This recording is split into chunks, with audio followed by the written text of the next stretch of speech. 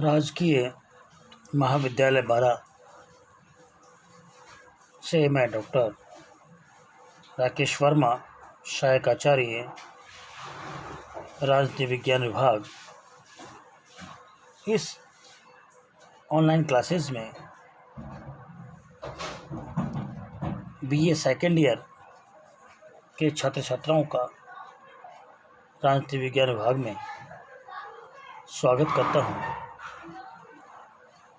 BA second year के second paper भारतीय राज व्यवस्था या भारतीय राजनीतिक व्यवस्था के बारे में हम अध्ययन कर रहे हैं। इस पुस्तक में हम भारतीय संविधान में दिए गए उपबंधों के बारे में हम अध्ययन कर रहे थे, जिसमें हम भारत के राष्ट्रपति की नियुक्तियां संबंधी प्रावधानों के बारे में हमने पिछली कक्षा में अध्ययन किया था। आज हम भारत के राष्ट्रपति की शक्तियां और कार्यों के बारे में अध्ययन करेंगे। भारत के राष्ट्रपति को विभिन्न प्रकार के महत्वपूर्ण कार्य करने होते हैं, जिनके आधार पर वह कार्य करता है और जो शक्तियां उनको प्राप्त है उनमें एक तो है सामान्यकालीन शक्तियां और एक है संकटकालीन शक्तियां। इस बात को हम जानते हैं कि संघ की सर्वोच्च कार्यपालिका शक्ति राष्ट्रपति में निहित होती है और इन शक्तियों का प्रयोग वह अपने अधीनस्थ कर्मचारियों के माध्यम से करता है, जिसमें वह कार्य करते हैं वह राष्ट्रपति के नाम से जाने जाते हैं। कार्य शासन का समस्त कार्य राष्ट्रपति के नाम से होता है। संविधान का अनुच्छेद 53 के अनुसार संघ की कार्यपालिका शक्ति राष्ट्रपति में निहित होती है तथा वह इसका प्रयोग संविधान के अनुसार या तो स्वयं करता है या अपने अधीनस्थ कर्मचारियों द्वारा करवाता है। इस प्रकार शासन का समस्त कार्य राष्ट्रपति के नाम से होता है। प्रधानमंत्री के लिए आवश्यक है कि वह राष्ट्रपति को मंत्रिपरिषद के सभी निर्णय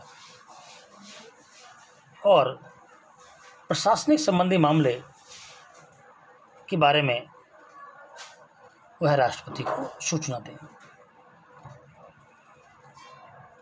राष्ट्रपति जो हैं वह नियुक्ति संबंधी कार्य करते हैं जो सामान्यकालीन परिस्थितियों में किए जाते हैं। जो प्रशासनिक नियुक्तियां हैं उसमें राष्ट्रपति भारतीय संघ के अनेक महत्वपूर्ण अधिकारियों की नियुक्ति करता है, जैसे प्रधानमंत्री, मंत्रिपरिषद, राज्यों के राज्यपाल, उच्चतम न्यायालय और उच्च न्यायालय, सुप्रीम कोर्ट और हाई कोर्ट के न्यायाधीशों की नियुक्ति, नियंत्रक और महालेखा परीक्षक की नियुक्ति, चुनाव आयुक्त, महान्यायवादी, संघ लोक सेवा आयोग के अध्यक्ष एवं सदस्य, वित्त आयोग एवं भाषा आयोग के सदस्यों, राजदूत एवं राजनयिक पदों पर वह नियुक्ति प्रदान करता है। राष्ट्रपति इनको हटाने का भी शक्तियां रखता है। राष्ट्रपति को मंत्रियों, राज्यपालों, महान्यायवादी, सर्वोच्च तथा उच्च न्यायालय के मुख्य न्यायाधीश, संघ एवं लोक सेवा आयोग के अध्यक्ष एवं सदस्यों को पद से हटाने का अधिकार भी प्राप्त है। हाँ, इसमें एक बात महत्वपूर्ण है, वो यह है कि कुछ अधिकारियों को पद से हटाने के लिए एक विशेष प्रक्रिया, जिसको हम महाभियोग कहते हैं, की प्रक्रिया अपनानी पड़ती है। राष्ट्रपति द्वारा इन अधिकारियों की नियुक्ति प्रधानमंत्री और उसकी मंत्रिपरिषद के परामर्श के बाद ही वह इन पदों पर नियुक्तियां प्रदान करता है। राष्ट्रपति की विधायी शक्तियों के बारे में बात कर रहे हैं हम कि भारत का राष्ट्रपति भारतीय संघ की कार्यपालिका का संवैधानिक प्रधान होता है। वह भारत की संसद का अभिन्न अंग भी है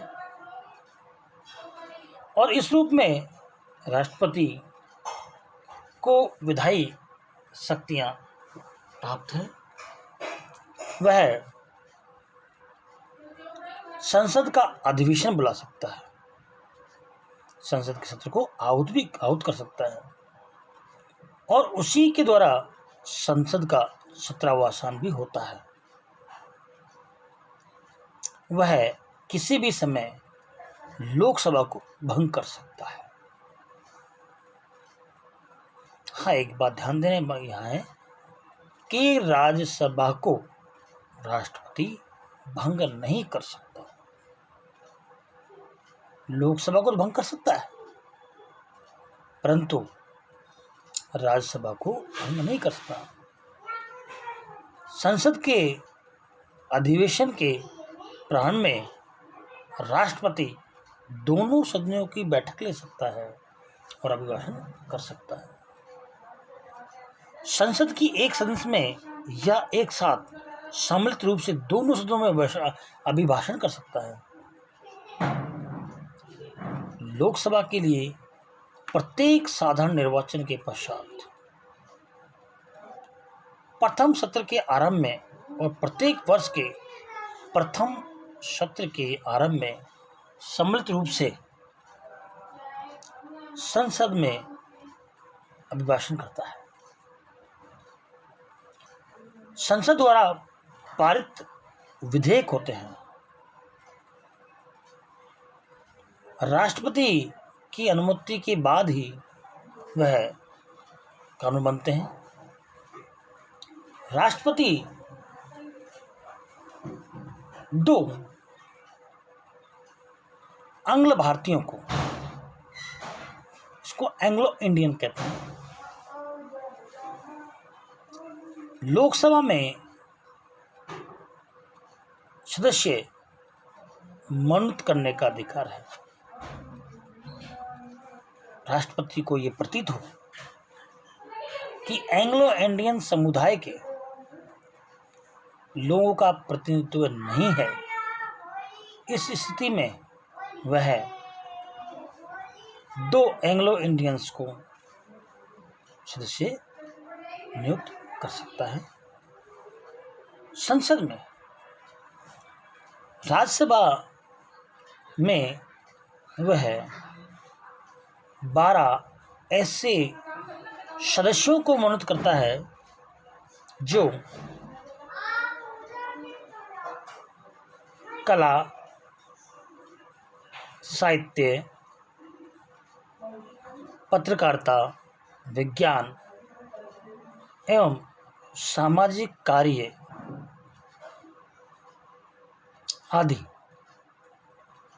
में पर्याप्त अनुभव और दक्षता रखते हों, ऐसे 12 व्यक्तियों को राज्यसभा में वह मनोनीत करता है। नए राज्य का जो निर्माण होता है या वर्तमान राज्यों की सीमाएं हैं, उनमें यदि कोई परिवर्तन होता है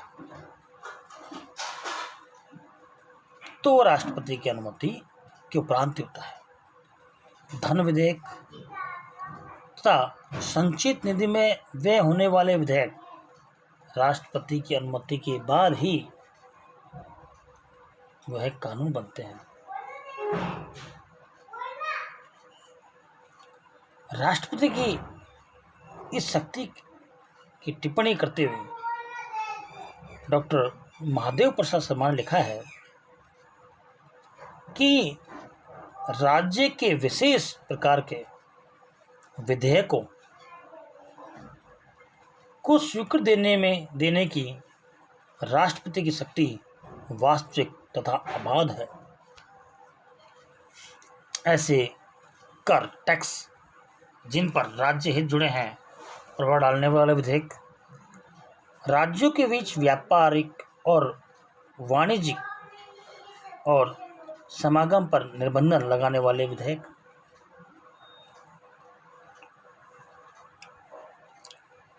अगला है राष्ट्रपति के अध्यादेश की शक्ति। भारतीय संविधान के अनुच्छेद 123 के तहत राष्ट्रपति को अध्यादेश जारी करने की शक्ति प्राप्त है। राष्ट्रपति को यह प्रतीत होता है कि जिस समय भारत की संसद का अधिवेशन नहीं हो रहा है,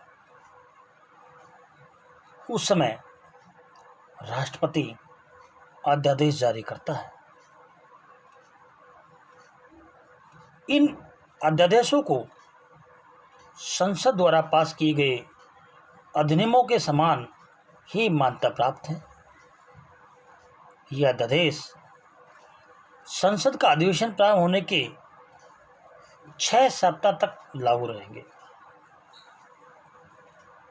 लेकिन यदि संसद चाहे तो उसके द्वारा इस अवधि से पूर्व भी अध्यादेश को समाप्त किया जा सकता है।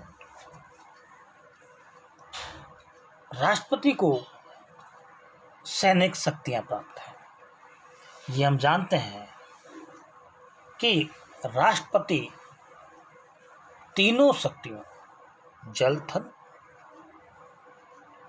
और वायु, इन तीनों शक्तियों में वह सर्वोच्च व्यक्ति होता है। राष्ट्रपति में इन तीनों शक्तियों का निहित होती है। वह इन तीनों शक्तियों के सेना नायकों की नियुक्ति करता है। राष्ट्रपति को राजनीतिक शक्तियां भी प्राप्त है, जिसमें दूसरे देशों के साथ कोई भी समझौता या संधि राष्ट्रपति के नाम से की जाती है। हम भारत में अमेरिका से, जापान से, ब्रिटेन से, श्रीलंका से, पाकिस्तान से, अफगानिस्तान से, नेपाल से, भूटान से जो भी संधि या समझौते करते हैं, वह राष्ट्रपति के नाम से ही किए जाते हैं। राष्ट्रपति ही विदेशों में अपने राजदूत नियुक्त करता है और विदेशों के जो राजदूत हैं उनको भारत में नियुक्ति का अनुमोदन प्रदान करता है। राष्ट्रपति को सबसे महत्वपूर्ण चीज़ देखिए अब कि संविधान के अनुच्छेद 72 में राष्ट्रपति को क्षमादान की शक्ति प्राप्त है।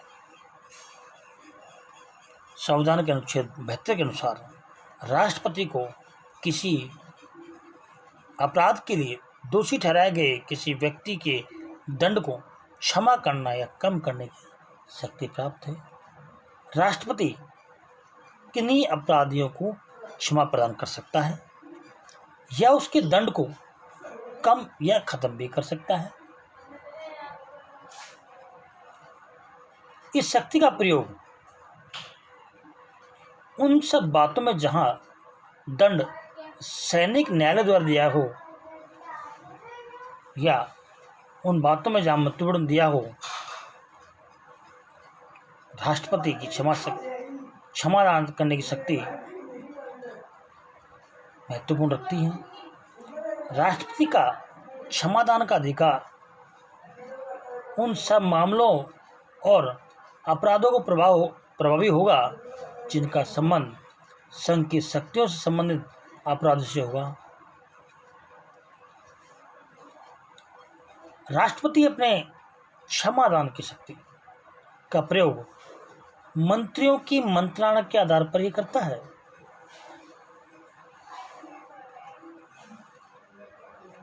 राष्ट्रपति ने अब तक सर्वोच्च न्यायालय के 9 बार ऐसा आया है जब राष्ट्रपति ने क्षमादान की शक्ति का प्रयोग किया। राष्ट्रपति की आपातकालीन शक्तियां संविधान के अनुच्छेद 352 के तहत युद्ध एवं भारी आक्रमण या सशस्त्र विद्रोह की स्थिति उत्पन्न हो तो वह अनुच्छेद 352 में दी गई व्यवस्था के अनुसार राष्ट्रपति शासन लागू कर सकता है। इसमें युद्ध एवं बाह्य आक्रमण या आंतरिक अशांति के कारण भारत या उसके किसी भाग की शांति या व्यवस्था नष्ट होने का भय हो तो यथार्थ रूप में इस प्रकार की परिस्थिति उत्पन्न होने की आशंका होने पर राष्ट्रपति संकटकालीन व्यवस्था की घोषणा कर सकता है। अगला है अनुच्छेद 356। राष्ट्रपति अनुच्छेद 356 के तहत राज्यों में संवैधानिक तंत्र विफल होता है, ऐसी स्थिति होने पर वह इस का प्रयोग करता है। संविधान के द्वारा संघीय सरकार को यह उत्तरदायित्व सौंपा गया है कि वह देश की प्रत्येक राज्य की सरकार संविधान के उपबंधों के अनुसार चलाई जा रही है। अनुच्छेद 356 के अनुसार राष्ट्रपति को राज्यपाल के प्रतिवेदन पर या अन्य किसी प्रकार से समाधान हो जाए कि ऐसी स्थिति पैदा हो गई है कि राज्य का शासन संविधान के उपबंधों के अनुसार नहीं चलाया जा रहा है, तो वह संकट की घोषणा कर सकता है। संसद द्वारा इस प्रकार प्रस्ताव 6 माह के लिए लागू किया जा सकता है। 44वें संवैधानिक संशोधन द्वारा पूर्व में राज्य में राष्ट्रपति शासन की अधिकतम सीमा 3 वर्ष थी, लेकिन अब इस व्यवस्था में परिवर्तन किया गया है। राज्य में शासन 1 वर्ष की अवधि के लिए प्रयोग किया जा सकता है। अगला अनुच्छेद 360। अनुच्छेद 360 के तहत वित्तीय आपातकाल की घोषणा कही है। अनुच्छेद 360 में जब राष्ट्रपति को यह प्रतीत हो जाए कि ऐसी परिस्थिति उत्पन्न हो गई है कि जिससे भारत में वित्तीय स्वामित्व या साख को खतरा हो, तो वह वित्तीय संकट की घोषणा कर सकता है। ऐसा आज तक नहीं हो पाया है। परामर्शदायी शक्ति। राष्ट्रपति को संविधान के अनुच्छेद 143 के तहत राष्ट्रपति किसी सार्वजनिक महत्व के प्रश्न पर सर्वोच्च न्यायालय से परामर्श दे सकता है, परंतु वह इस परामर्श को मानने की बाध्य नहीं है। राष्ट्रपति ने अब तक सर्वोच्च न्यायालय से कई बार परामर्श प्राप्त किए हैं।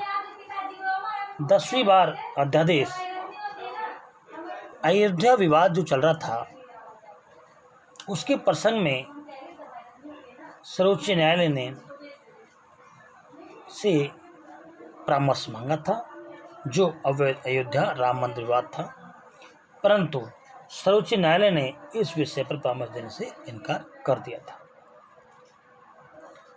जेबी वीटो अधिकार।